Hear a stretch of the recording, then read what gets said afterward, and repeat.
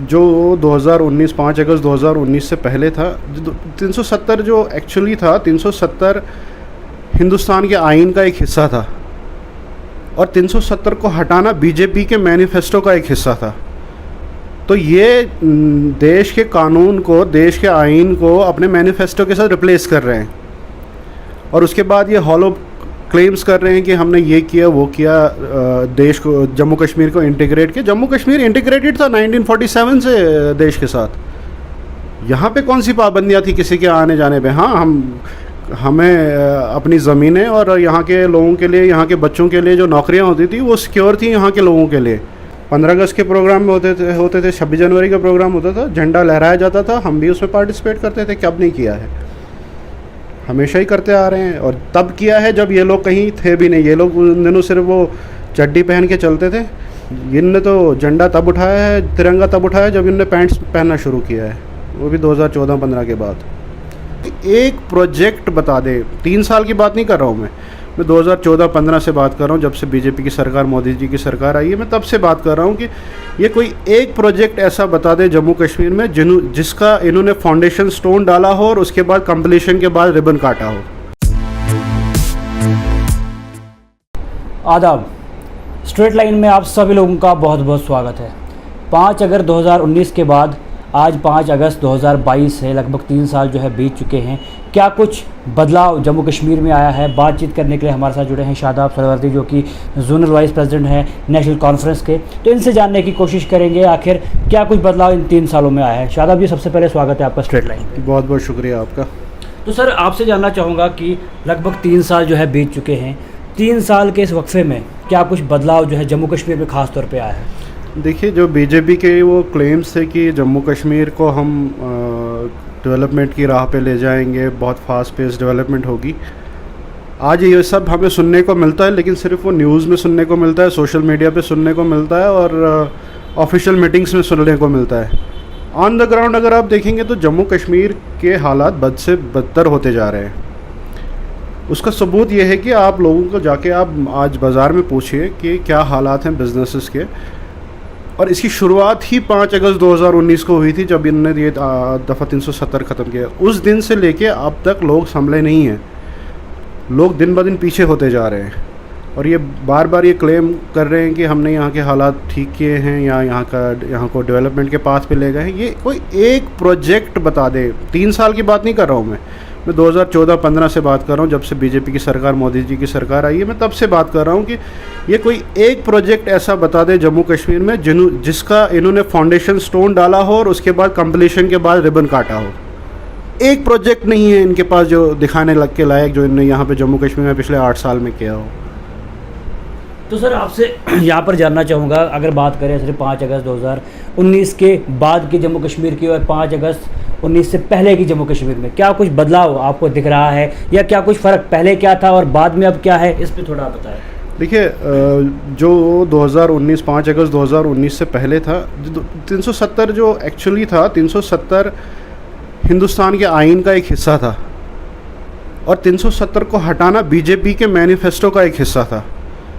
तो ये देश के कानून को, देश के आइन को अपने मैनिफेस्टो के साथ रिप्लेस कर रहे हैं और उसके बाद ये हॉलो क्लेम्स कर रहे हैं कि हमने ये किया वो किया, देश को, जम्मू कश्मीर को इंटीग्रेट किया। जम्मू कश्मीर इंटीग्रेटेड था 1947 से देश के साथ। यहाँ पे कौन सी पाबंदियाँ थी किसी के आने जाने पे? हाँ, हमें अपनी ज़मीनें और यहाँ के लोगों के लिए, यहाँ के बच्चों के लिए जो नौकरियाँ होती थी वो सिक्योर थी यहाँ के लोगों के लिए।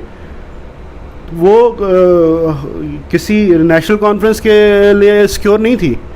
कल को अगर कोई बीजेपी का, यहाँ के आपके पूर्व एमएलए हैं शक्तिराज परिहार जी, उनके बच्चे बड़े होते हैं, हम तो उनके लिए भी लड़ रहे हैं कि उनको कल को बच्चे उनके बड़े हो जाएंगे तो उनको भी वो नौकरियाँ मिलनी चाहिए। ये किसी एक के लिए नहीं है, ये हर मज़हब के लिए था कि वो नौकरियाँ सेफ सिक्योर रहे और यहाँ के लोगों के लिए रहे। और यहाँ के इनके वो हॉलो और वो ड्यूअल पॉलिसीज़ देख लीजिए आप भारतीय जनता पार्टी की। एक तरफ से ये कह रहे हैं कि हमने जी इसको इंटीग्रेट कर दिया, अब यहाँ पे डेवलपमेंट होगी, यहाँ पे ये होगा, यहाँ पे होगा, और नौकरियाँ जो हैं, यहाँ की नौकरियाँ जो है बाहर वालों को दे रहे हैं। दूसरी तरफ खुद ही हरियाणा में जाके एक ऐसी पार्टी से अलायंस करते हैं जिनका भी सेम मैनिफेस्टो है कि वो वहाँ की नौकरियाँ वहाँ के लोकल लोगों के लिए सिक्योर करना चाहते हैं। बिल्कुल करनी चाहिए। हरियाणा के लोगों को भी हक है कि वो उनकी नौकरियाँ उन्हीं को मिलनी चाहिए। उसी तरह जम्मू कश्मीर के लोगों को भी हक है कि हमारी नौकरियाँ हम ही को मिलनी चाहिए। तो उसमें क्या आपत्ति थी इनको? आप देख लीजिए कि यहाँ के पूर्व एमएलए हैं शक्तिराज परिहार जी। सियासत में आने से पहले वो क्या थे? शायद बहुत बड़े कॉन्ट्रैक्टर, ए क्लास कॉन्ट्रैक्टर माने जाते थे। 5 अगस्त 2019 के बाद आज देख लीजिए, आज क्या वो सबलेट कॉन्ट्रैक्टर बन गए हैं। ये यहाँ पे आपके सामने हाईवे पे काम चल रहा है। पहले शक्तिराज परिहार जी ए क्लास कॉन्ट्रैक्टर थे, खुद काम लेते थे, काम करते थे। अब ये काम कंपनी को, बाहर की कंपनी को मिल रहा है और वो आगे वो सबलेट काम पकड़ रहे हैं। ये तो खुद ब खुद गुलाम बन रहे हैं। इनकी हालत वो देखा होगा आपने, वो मदारी आती थी और उसमें वो एक जमूरा होता था, वो ही रस्सी पे एक हाथ से पैर से चलता भी था, उसका उल्टा भी लटकाया जाता है और बाद में वो मदारी वाला उसको बोलता है जमूरे अब ताली बजा। वही ये लोकल बीजेपी का हाल हो गया है कि ये जमूरे बन चुके हैं, ऊपर से वो मदारी वाला बोलता है ताली बजाओ, वो कुछ भी करते हैं और ये ताली बजाते हैं। तो कहा जा रहा था ट्रांसपेरेंसी आएगी जम्मू कश्मीर में। आप देखिए 2014 के बाद की अगर हम बात करें तो लगातार जितने भी चाहे एग्ज़ाम JKSSB के हो या अन्य जितने भी एग्ज़ाम्स हो, क्या उनमें ट्रांसपेरेंसी आई? लगातार Jammu Kashmir police sub inspector की बात करें, FAA की बात करें, तो बच्चे जो है प्रोटेस्ट कर रहे हैं। ट्रांसपेरेंसी जो कहा जा रहा था, दावे किए जा रहे थे, वो ग्राउंड पे कहीं नहीं। वही तो हम कह रहे हैं कि ग्राउंड पे कुछ नहीं है, खाली वो स्लोगन्स हैं इनके। सारी सोशल मीडिया पे, न्यूज़पेपर्स पे या कहीं मीटिंगों में स्लोगन्स है कि ट्रांसपेरेंसी है, करप्शन फ्री है। इस वक्त जम्मू कश्मीर इंडिया में नंबर 1 करप्ट स्टेट हो गई है। अब इन्होंने तो डाउनग्रेड यूटी में कर दिया हुआ है। नंबर 1 है करप्शन में इस वक्त। और ये कह रहे हैं कि ट्रांसपेरेंसी, खुद ही आपने बोला सब इंस्पेक्टर के एग्जाम में उसमें स्कैम आपके सामने आ गया। अकाउंट्स असिस्टेंट का है, फाइनेंस अकाउंट्स असिस्टेंट का, उसमें भी स्कैम है। ट्रांसपेरेंसी है कहाँ? अगर ये क्लेम करते हैं तो उसको साबित भी तो करें ना। खाली हॉलो स्लोगन से काम नहीं चलने वाला। लोगों को बताइए। आप किसी भी इंसान से पूछ के देख लीजिए, आप जम्मू कश्मीर में, वो भले ही बीजेपी का ही हो, उसको बोले कि आपके हालात 5 अगस्त 2019 से पहले बेहतर थे या आज बेहतर है, खुद ब खुद जवाब मिल जाएगा इनको। 5 अगस्त के बाद प्रोटेस्ट जो है ज़्यादा देखने को मिल रहे हैं 2019 के बाद। प्रोटेस्ट किसके बारे में? हर एक मुद्दे को लेके प्रोटेस्ट को ही तो ये दबा रहे हैं एक्चुअली। ये तो प्रोटेस्ट होने नहीं देते हैं। आज तो इन्होंने डर ऐसा बिठाया हुआ है कि जो प्रोटेस्ट करेगा उसको जेल में डालेंगे। उससे पहले डेमोक्रेसी थी, यहाँ पे डेमोक्रेसी थी, प्रोटेस्ट करते थे लोग। आपने देखा होगा हर गवर्नमेंट में, पहले चाहे वो नेशनल कॉन्फ्रेंस की गवर्नमेंट रहे, फिर PDP की गवर्नमेंट और कांग्रेस की गवर्नमेंट साथ ही, फिर से नेशनल कॉन्फ्रेंस गवर्नमेंट, उसमें एम्प्लॉयज़ प्रोटेस्ट करते थे, रोडों पे होते थे। आज की डेट में बताइए कौन प्रोटेस्ट कर रहा है? ये ऑर्डर पे वो तुगलकी फरमान लाए जा रहे हैं और लेकिन कोई प्रोटेस्ट करने वाला नहीं है, क्योंकि इन्होंने डर बिठाया हुआ है लोगों को। और जो फरमान दिल्ली से आता है, यहाँ पे ब्यूरोक्रेट्स बैठे हुए हैं और उसको आंखें बंद करके इम्प्लीमेंट कर रहे हैं, बिना सोचे समझे कि कोई भी उसका ग्राउंड पे क्या रिएक्शन होगा वो नहीं सोच रहे हैं। बस फरमान आ गया और इनका काम है कि उसको इम्प्लीमेंट करो ग्राउंड पे, और कुछ नहीं कर रहे हैं। स्कैम्स तो सामने आ रहे हैं, लेकिन बच्चों की क्या गलती है? वही तो हम बोल रहे हैं, हमारे बच्चों की क्या गलती है उसमें? बच्चे, ये एक भद्दा मजाक किया जा रहा है लोगों के साथ, खासकर हमारी जो फ्यूचर जनरेशन है, जो एस्पिरेंट्स है, जॉबलेस है, बहुत अनएम्प्लॉयमेंट इतनी इंक्रीज, 21% अनएम्प्लॉयमेंट रेट हो चुका है जम्मू कश्मीर का इस वक्त। कल ही मैं कहीं रिपोर्ट देख रहा था कि JKSSB और PSC ने वो फॉर्म भरने की जो फ़ीस होती है, 70 करोड़ रुपए अभी तक जो फ़ीस सिर्फ उन्होंने इकट्ठी कलेक्शन की है। और एंड पे आप स्कैम निकल रहा है बाहर, और उसमें भी वो जो डिज़र्विंग कैंडिडेट है वो नहीं लग रहे हैं, और जो नॉन डिज़र्विंग है वो पैसे दे के बैक चैनल से आ रहे हैं। तो आपके तो सारा जो आपके स्लोगन्स थे, जो आपके क्लेम्स हैं, वो सारे के सारे एक ही जगह पे फेल हो रहे हैं। बाकी तो छोड़िए, आप डेवलपमेंट की बात करेंगे तो उस पर तो आप किसी इंडेक्स में फॉल ही नहीं करते हैं। तो मतलब ये हम कह सकते हैं कि 5 अगस्त 2019 के बाद का जम्मू कश्मीर में जो है ये इस तरह का बदलाव है जो आप कह रहे हैं? बिल्कुल, हम पीछे जा रहे हैं। मैं तो वही कह रहा हूँ ना कि हम पीछे की तरफ चल रहे हैं। बाकी देश आगे की तरफ बढ़ रहा है और हम जम्मू कश्मीर को ये पीछे, और यही इनका मकसद था कि जम्मू कश्मीर को फाइनेंशियली डिपेंडेंट कर देंगे नई दिल्ली पे, ताकि यहाँ के लोग ज़्यादा कुछ बोल नहीं पाएंगे। मकसद वही है, डिसएम्पावर करना है लोगों को। उसके लिए ये जितनी भी साजिशें कर रहे हैं लगभग उसमें कामयाब हो रहे हैं। चाहे वो अनएम्प्लॉयमेंट को लेके देख लीजिए आप, जिसका रेट इतना हाई हो चुका है, चाहे आप बिजनेसेस को देख लीजिए, आप चाहे आप स्टेट के रेवेन्यूज़ को उठा के देख लीजिए, आप यहाँ की जीएसटी कलेक्शन को उठा के देख लीजिए, आप यहाँ के आप देख लीजिए एक वो लिकर शॉप्स का इन्होंने अच्छे खासे बिजनेसेस चल रहे थे यहाँ पे लोगों के, जम्मू कश्मीर के, वो भी आप 370 का ही हिस्सा था कि हम प्रोटेक्ट कर रहे थे उनको। अब उसमें किसके पास थी वो लिकर शॉप्स? मोस्टली आप देखेंगे जम्मू में मोस्टली बीजेपी वाले वो उसके साथ एसोसिएटेड है, उनसे वो छीन के बाहर वालों को आपने वो लिकर लाइसेंसेस दे दिए। आप जो दिल्ली वालों का मकसद है वो देख के नहीं है कि वो बीजेपी वाला है या ये, उसमें सभी लोग पिस रहे हैं, लेकिन यहाँ के बीजेपी वाले उसमें मोहरे हैं और वो जमूरे बन चुके हैं जो उनको बस तालियां बजवाई जाती है और बस वही है उनका काम रह गया है। कुछ नहीं रहेगा। उसके अलावा आपसे जानना चाहूँगा, हर घर तिरंगा एक इनिशिएटिव है गवर्नमेंट का, काफ़ी अच्छा इनिशिएटिव है कि घर घर जो है तिरंगा लगेगा, तो आप खासतौर पर इसको किस नज़र से देखते हैं? मैंने इस पर पहले भी बोला है कि देश का झंडा है, हर एक उठाना चाहिए, अपने मन से उठाना चाहिए, फोर्सफुली नहीं हो सकता। हर कोई फोर्स करने लगेगा आपको कि आपने नहीं ज़बरदस्ती आपने करना है, वो पॉसिबिलिटी नहीं है, वो आप किसी के साथ आज ज़बरदस्ती नहीं कर सकते हो। और ये सरकार का इशू था, सरकार का एक प्रोग्राम था, बीजेपी का प्रोग्राम नहीं था, लेकिन बीजेपी इसको प्रेजेंट कर रही है कि जैसे ये उनके पार्टी का, और वो देश के सबसे बड़े वो देशभक्त हैं और उन्होंने वो ठेका ले रखा है देशभक्ति का, वो चीज़ जो है वो हज़म होने वाली नहीं है। हाँ, अगर सरकार का कोई प्रोग्राम होते आ रहे हैं, पहले भी होते थे, 15 अगस्त के प्रोग्राम में होते थे, 26 जनवरी का प्रोग्राम होता था, झंडा लहराया जाता था, हम भी उसमें पार्टिसिपेट करते थे, कब नहीं किया है, हमेशा ही करते आ रहे हैं। और तब किया है जब ये लोग कहीं थे भी नहीं, ये लोग उन दिनों सिर्फ वो चड्डी पहन के चलते थे। इनने तो झंडा तब उठाया है, तिरंगा तब उठाया जब इनने पैंट्स पहनना शुरू किया है, वो भी 2014-15 के बाद। नहीं, लेकिन दिक्कत क्या है? दिक्कत क्या है झंडा उठाने में? क्या दिक्कत? अगर जम्मू कश्मीर की खास तौर पे बात करें, जम्मू कश्मीर के लोग जो है झंडे से मोहब्बत भी करते हैं, देश से मोहब्बत तो करते हैं, लेकिन उठाने में क्या दिक्कत है? किसने कहा किसी को दिक्कत है? दिक्कत बिल्कुल भी नहीं है। इसके साथ साथ हमारा एक और झंडा हुआ करता था, लाल रंग का झंडा जिस पे हाल और वो 2 लाइन्स होती थी पीछे, इनको उसके साथ क्यों दिक्कत थी? वो झंडा जम्मू कश्मीर के लोगों की पहचान थी ना। नहीं, ये तो देश का झंडा है। हाँ, हमने दोनों उठाए ना, हमने वो भी उठाया था, वो भी उठाया है, और देश के झंडे को उस झंडे से ऊपर ही रखा है। हमेशा देश का झंडा ऊपर रहता था और स्टेट का झंडा उससे थोड़ा सा नीचे होता था। इनको तो उसमें भी दिक्कत थी, तो उस पर भी क्वेश्चन। अच्छा, हिपोक्रेसी देख लीजिए, आप खुद ही कहते हैं कि इनका वो क्या नारा है, वो एक देश एक संविधान एक प्रधान, कुछ ऐसा है। हिपोक्रेसी इनकी ये देख लीजिए कि इन्होंने जम्मू कश्मीर को 2 यूटीज़ में डिवाइड कर दिया। एक यूटी जम्मू कश्मीर यूटी है और एक लद्दाख यूटी है। जम्मू कश्मीर यूटी में ये लोग डोमिसाइल लॉ ला रहे हैं, और लद्दाख यूटी में अभी भी वो स्टेट सब्जेक्ट वैलिड है। यहाँ पे भी इनका ये हॉलो क्लेम है कि हम एक संविधान ला रहे हैं। एक संविधान कहाँ से? ये तो खुद ब खुद वहाँ पे एक कानून रख रहे हैं और यहाँ पे दूसरा कानून रख रहे हैं। अगर वहाँ के लोगों की वो ये स्टेट सब्जेक्ट्स के ज़रिए जॉब प्रोटेक्शन दे रहे हैं, तो यहाँ के लोगों को देने में क्या थी प्रॉब्लम? क्या है इनको? तो उसके अलावा आपसे ये भी जानना चाहूँगा कि भारतीय जनता पार्टी के कुछ लीडर ऐसे भी हैं, उनके स्टेटमेंट्स भी कुछ बाहर आई कि जो झंडा नहीं उठाएगा, हमने डंडा भी तैयार रखा है। इस बारे में आपका क्या कहना है? वही है ना, ये इसको एक कन्फ्रंटेशन बनाना चाहते हैं ज़बरदस्ती की।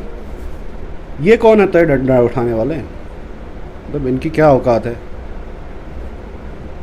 डंडा उठाने की बात जब आएगी देख ली जाएगी, डंडा उठाने की नौबत ही नहीं आएगी।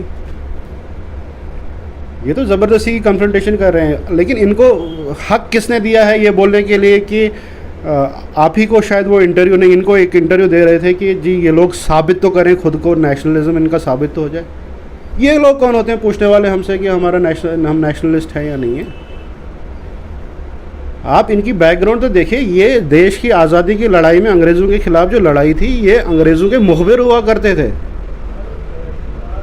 जितने देश के आज़ादी के वो सिपाही थे, मौलाना आज़ाद को ले लीजिए, पंडित नेहरू को, गांधी जी को ले लीजिए, ये उनके खिलाफ खबरें अंग्रेज़ों तक पहुंचाते थे।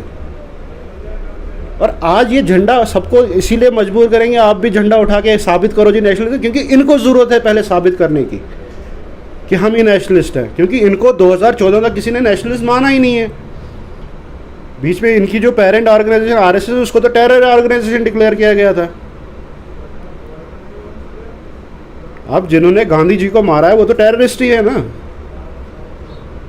तो इसीलिए ये इनको वो क्या बोलेंगे उसको, वो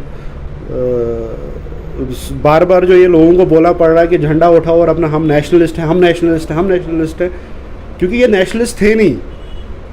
ये हमेशा इन्होंने देश को तोड़ने का काम किया और आज भी कर रहे हैं। जिस तरह से ये फैला रहे हैं, डिवाइड कर रहे हैं लोगों को, मज़हब के नाम पे डिवाइड कर रहे हैं। देश का सबसे बड़ा दुश्मन वही है इस वक्त। देश को अगर तरक्की की राह पे, आपने देखा होगा बीच में एक बहुत ही अच्छा पीरियड रहा है 90s के बाद से लेके और 2014 तक का, जिसमें इंडिया ने बहुत ग्रोथ की है। जीडीपी भी बहुत हाई हो गया, जॉब क्रिएशन थी, प्राइवेट सेक्टर बूम कर गया था। उस पीरियड में आप देखेंगे कि कोई भी हिंदू मुस्लिम डिवाइड की बात ही नहीं थी कहीं, इसीलिए देश इतना तरक्की कर रहा था। लेकिन जब से ये हिंदू मुस्लिम आ गया है बीच में, तो लोगों को इनने उलझा के रखा हुआ है इन्हीं इश्यूज़ में। और खुद जो है ये जो इनके वो फंडिंग करने वाले वो बड़े बड़े इंडस्ट्रियलिस्ट हैं, उनकी जेबें भर रहे हैं।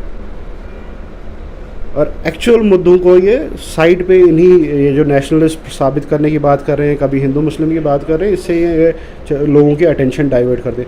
आप किसी बीजेपी के वर्कर से ही पूछ लीजिए कि क्या तेरा पेट भरेगा झंडा उठाने से। कहा यह जा रहा था कि 370 के बाद जो है नया कश्मीर देखने को मिलेगा।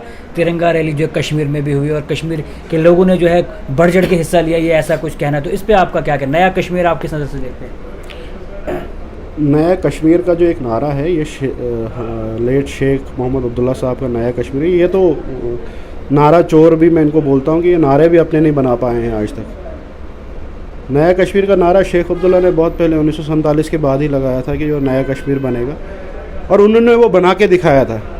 जब उन्होंने 1975 में हुकूमत में आने के बाद वो लैंड टू टिलर एक्ट लाया था, जिसमें ज़मीनें मिली थी।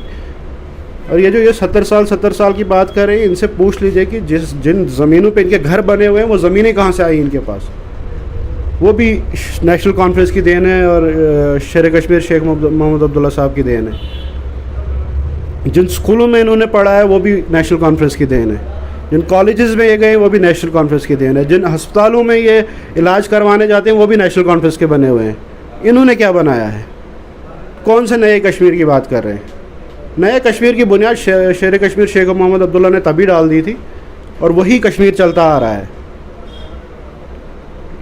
इन्होंने उसको डैमेज किया है कि पथराव अब नहीं होता है, पहले पथराव होता था, तो यही तो नया कश्मीर। देखिए पथराव करने वाले जो थे, जो भी लोग थे, उसमें बहुत सारी थ्योरीज हैं।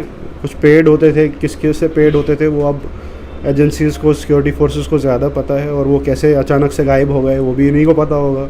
तो फिर इसका मतलब ये भी वो करवाने वाले कौन थे वो भी इनको पता होगा।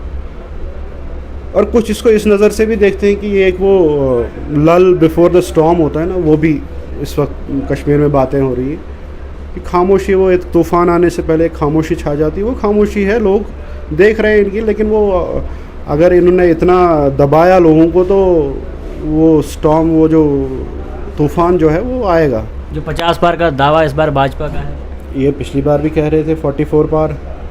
मुझसे आप गारंटी लिख के ले लीजिए, जो पिछली बार इनका 2014 में 25 सीटें ली थी इन्होंने, वो इनका पीक था। अब ये उससे नीचे जाएंगे, उससे ऊपर नहीं आएंगे।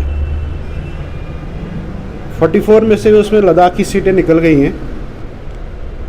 अब ये 25 से भी बहुत नीचे आने वाले हैं। और लोग इनको बताएंगे इलेक्शन तो करवाएं एक बार, लोग कितने नाराज़ हैं इनसे।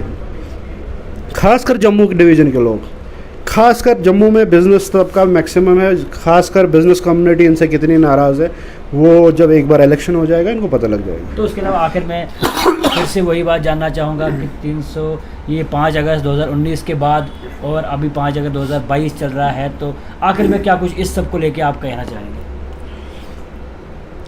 मैं यही कहूँगा कि ये जो 370 का मुद्दा इस वक्त सुप्रीम कोर्ट में चल रहा है, हमें इंतज़ार करना पड़ेगा सुप्रीम कोर्ट के फ़ैसले का, क्या फ़ैसला आता है। नौजवानों से मेरी ये अपील है कि थोड़ा सा, मैं रूरल एरियाज़ में आजकल जाता हूँ तो वहाँ पे मोस्टली लोग वही मनरेगा को लेके या बिजली के पोलों को लेके या ट्रांसफार्मर्स को लेके मुद्दे उठा रहे हैं। ठीक है, वो उनके जायज़ मुद्दे हैं, वो भी ज़रूरी हैं, लेकिन नौजवानों से खास कर ये कहूँगा कि आप ज़रा ये एनालाइज़ कीजिए कि 2019 के बाद आपने क्या खोया और क्या पाया। जिस कौम के नौजवान जब तक उस किसी कॉज़ के साथ नहीं जुड़ेंगे वो उसमें कोई कामयाब नहीं हो सकता। इसलिए नौजवानों से अपील है कि ज़रा एनालाइज़ कीजिए आपके जो डे टू डे के मसले होते हैं, बिजली पानी सड़क के, वो तो अपनी जगह ज़रूरी हैं, लेकिन भारतीय जनता पार्टी ने जो जम्मू कश्मीर के नौजवानों के साथ ख़ास कर किया है और यहाँ की आने वाली जनरेशन्स के साथ जो उनका फ्यूचर बर्बाद किया है, उस पर भी एक सोच विचार कीजिए और एक स्टैंड अपना लीजिए। एक स्टैंड लेना बहुत ज़रूरी है। ये वक्त, आगे आने वाला वक्त बहुत मुश्किल आने वाला है और भी मुश्किलात बढ़ने वाली हैं, तो अभी से आप वो स्टैंड ले लीजिए और इनको एक करारा जवाब देने के लिए तैयारी कीजिए। शुक्रिया।